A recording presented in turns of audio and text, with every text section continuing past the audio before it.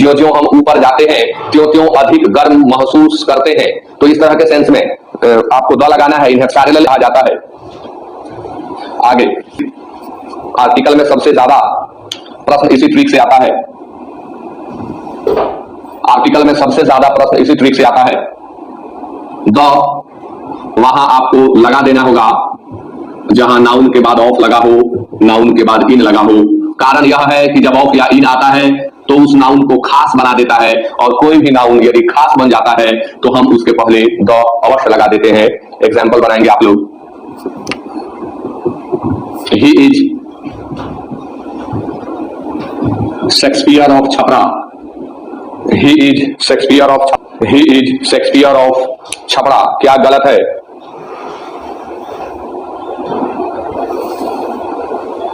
Very good. यहां हमें केवल शेक्सपियर लिखने से काम नहीं चलेगा, हमें द शेक्सपियर लिखना होगा, क्योंकि यहां ऑफ आया हुआ है। Give me water of that bottle. Give me water of that bottle. Give me water of. यहां वाटर के बाद ऑफ लग गया तो वाटर के पहले द लगाना होगा। सबसे अधिक इसी ट्रिक से क्वेश्चन दिया जाता है एग्जामिनेशंस में। एक और एग्जांपल, द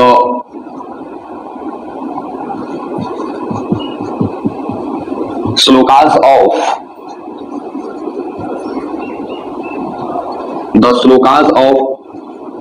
भगवद गीता।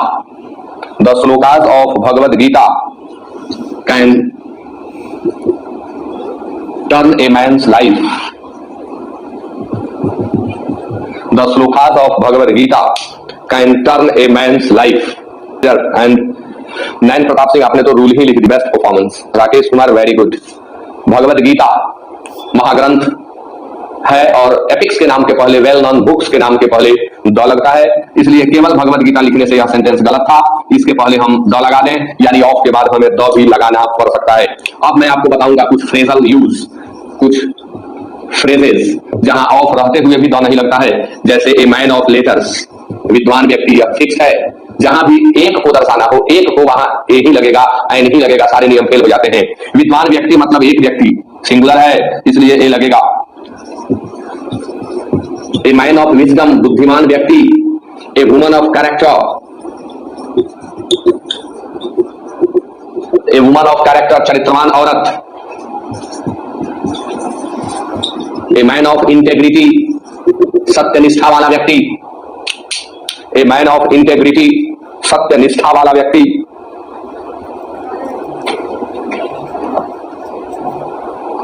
आपको यही लगाना है, कलेक्टिव फ्रेज मिलेगा, ए एन लगाना होगा, जैसे of books. A regiment of soldiers, an army of soldiers, an army of soldiers, an army of soldiers. तो ये कलेक्टिव फ्रेज है नीचे वाले, इनमें ए एन फिक्स है लगेगा, और याद रखिएगा इन सबको। अगला ट्रिक डन लिख रहे जल्दी, लिखने में सपोर्ट करिए तो। हाँ, आगे बढ़ते हुए अब अगला trick, next trick.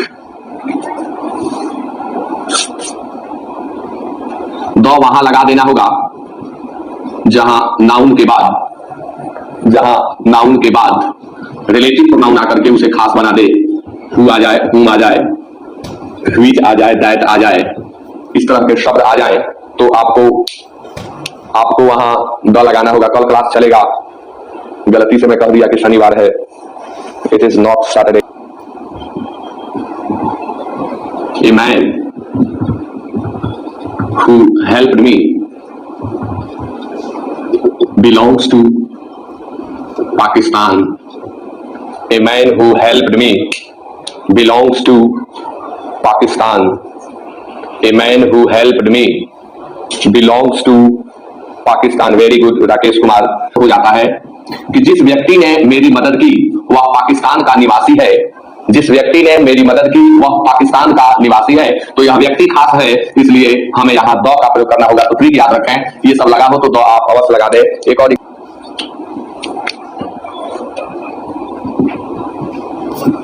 Give me a pen that I give you.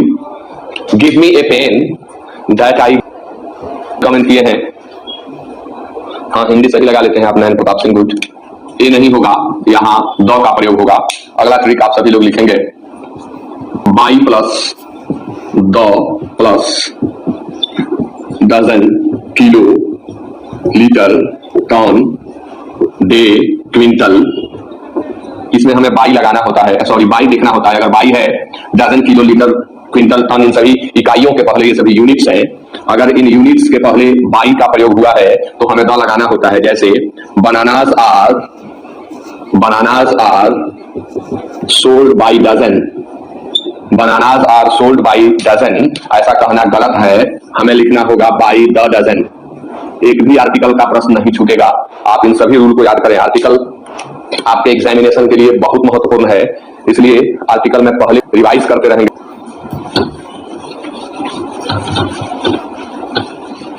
The plus nationality words, राष्ट्रीयता सूचक शब्दों के पहले हम द का प्रयोग करते हैं। The plus nationality words.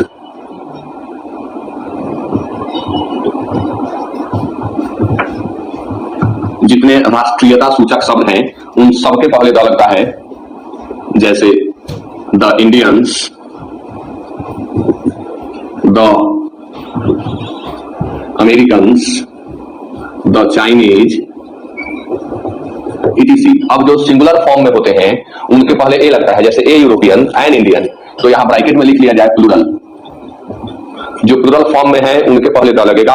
और जो सिंगुलर द निग्रोज होगा, ये राष्ट्रीयता नहीं हुआ, कम्युनिटी हुआ, जो कल पढ़ाए थे नैन प्रताप सिंह। निग्रोज वाला नियम उसमें आएगा। जो हम द हिंदूज, द मुस्लिम्स, उसमें आ जाएगा द निग्रोज। और जब आप सिंगुलर में लिखेंगे निग्रो तो आपको ए लिखना होगा। वैसे ही अगर आप इंडियन लिखेंगे, अमेरिकन लिखेंगे तो इनके पहले आपको एन लगाना होगा। यूरोपियन लिखेंगे तो ए लगाना होगा। तो ये सब याद रखेंगे। प्लूरल के पहले द, सिंगुलर के पहले ए और एन। ओके, सभी लोग लिखें रूल। निम्नलिखित शब्दों के पहले, अगला रूल कर दें, रूल 2 था उसको रूल 3 कर दें। ये सब रूल 2 में हम पढ़ा रहे थे, अब रूल 3 आया। निम्नलिखित शब्दों के पहले हमेशा द का प्रयोग होता है। निम्नलिखित शब्दों के पहले हमेशा द का प्रयोग होता है। निम्नलिखित शब्दों के पहले हमेशा द का प्रयोग होता है। लिखेंगे आप, film, movie, cinema, theatre, orchestra. अच्छा, पिक्चर्स मीन्स भी मूवी होता है, पिक्चर नहीं पिक्चर्स, तो इसके पहले भी द लगता है। Door, gate, wave, window, office, station, bank, office, station, bank, left, right, top, bottom, left, right, top, bottom, middle, centre, left, right, top, bottom, middle, centre. ये फिजिकल पोजीशन को व्यक्त करते हैं। इन सब के पहले हम लोग द लगाते हैं।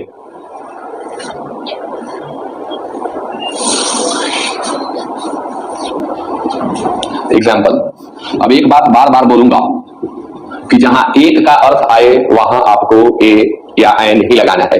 जैसे मेरे गांव में एक बैंक है, तो there is a bank in my village. यह बिल्कुल सही है। इस बार बार आप ध्यान रखिएगा कि द बैंक लगेगा, लेकिन ए बैंक भी लगेगा।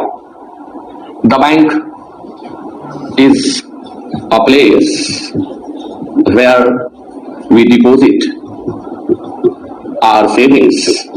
अब यहां द लगेगा, लेकिन मुझे कहना है कि मेरे गांव में एक बैंक है, तो ए ही कहना है। इंट्रोडक्टरी होता है, जब परिचय देना है तो ए एन ही लगाना है। There is a bank in my village, तब ए ही लगाना है। अब हम कहेंगे the door was not locked, दरवाजा बंद नहीं था, एक खास दरवाजा है, दरवाजा बंद नहीं था, कौन दरवाजा भाई?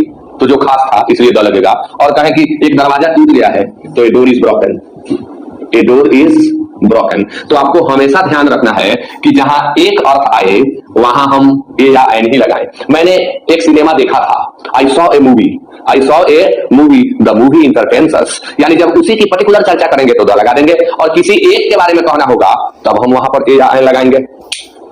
समझ